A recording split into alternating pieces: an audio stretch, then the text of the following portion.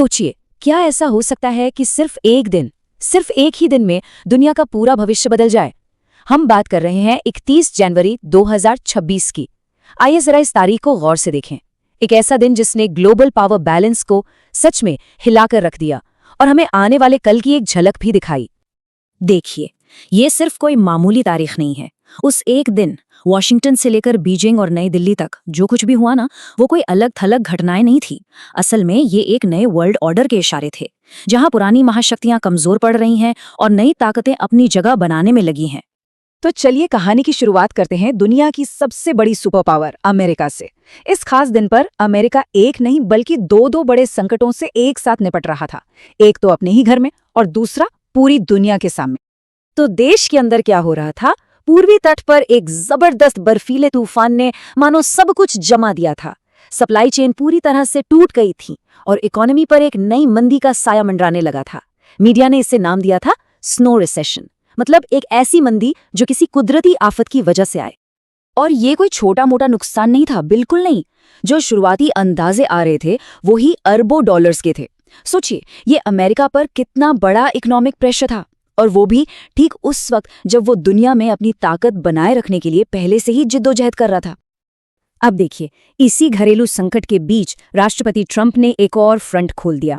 उन्होंने चीन और भारत जैसे देशों पर अनफेयर ट्रेड का इल्जाम लगाया और एक नए ट्रेड वॉर 2.0 की धमकी दे डाली। मतलब बिल्कुल साफ था, अमेरिका घर और बाहर दोनों तरफ से घिरा हुआ महसूस कर रहा था। तो एक तरफ अमेरिका अपनी ही मुश्किलों में उलझा हुआ था। सवाल यह है कि बीजिंग क्या कर रहा था? चीन इस मौके का पूरा फायदा उठा रहा था, अपनी ताकत को और भी मजबूत करने के लिए और टेक्नोलॉजी की दुनिया का किंग बनने के लिए वो कुछ बहुत बड़ी और बोल्ड चालें चल रहा था। सबसे पहली बात, राष्ट्रपति शी जिनपिंग ने देश के अंदर अपनी पकड़ को कहना चाहिए लोहे की तरह मजबूत कर लिया था। भ्रष्टाचार के खिलाफ एक्शन के नाम पर पीपल्स लिबरेशन आर्मी यानी पीएलए के 2 और टॉप जनरलों को हटा दिया गया। ये सेना पर उनके एब्सोल्यूट कंट्रोल को पक्का करने की तरफ एक बहुत बड़ा कदम था। लेकिन असली खेल तो टेक्नोलॉजी के मैदान में चल रहा था। अमेरिका ने जो बैन लगाए थे उनको दरकिनार करते हुए चीन ने अपनी डोमेस्टिक चिप इंडस्ट्री में एक बहुत बड़े सरकारी इन्वेस्टमेंट का ऐलान कर दिया। ये सिर्फ पैसे की बात नहीं थी, ये तो भविष्य की टेक्नोलॉजी पर कब्जा करने की एक जंग थी, जिसे चिप वॉर का नाम दिया गया है। और ये स्लाइड ना दोनों सुपर पावर्स की लड़ाई की पूरी कहानी कह देती है।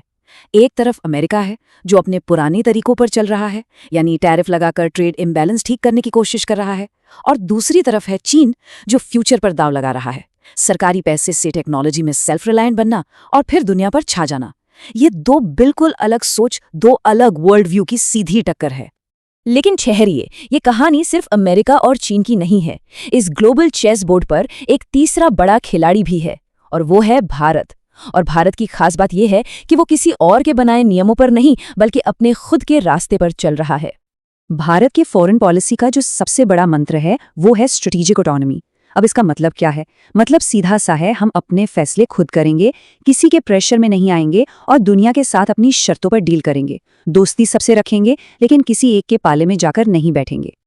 और 31 जनवरी को हमें इसका एक परफेक्ट एग्जाम्पल देखने को मिला। भारत ने यूरोपियन यूनियन के साथ अपनी नई ट्रेड डील पर अमेरिका की चिंताओं को साफ साफ नजरअंदाज कर दिया। उसका पूरा फोकस दुनिया के झगड़ों पर नहीं बल्कि अपने आने वाले एनुअल बजट और डोमेस्टिक ग्रोथ पर था। लेकिन कहानी सिर्फ इन 3 देशों पर ही खत्म नहीं होती। अमेरिका अपनी सारी मुश्किलों के बावजूद ये भी दिखा रहा था कि वो अभी खेल से बाहर नहीं हुआ है। और इसका सबसे बड़ा सबूत हमें मिला दुनिया के एक और बहुत ही अहम हिस्से में, मिडिल ईस्ट में। तो जब हम इन सारे डॉट्स को कनेक्ट करते हैं, अमेरिका का संकट, चीन की चालें, भारत का अपना रास्ता और मिडिल ईस्ट की हलचल, तो एक बड़ी और साफ तस्वीर सामने आती है।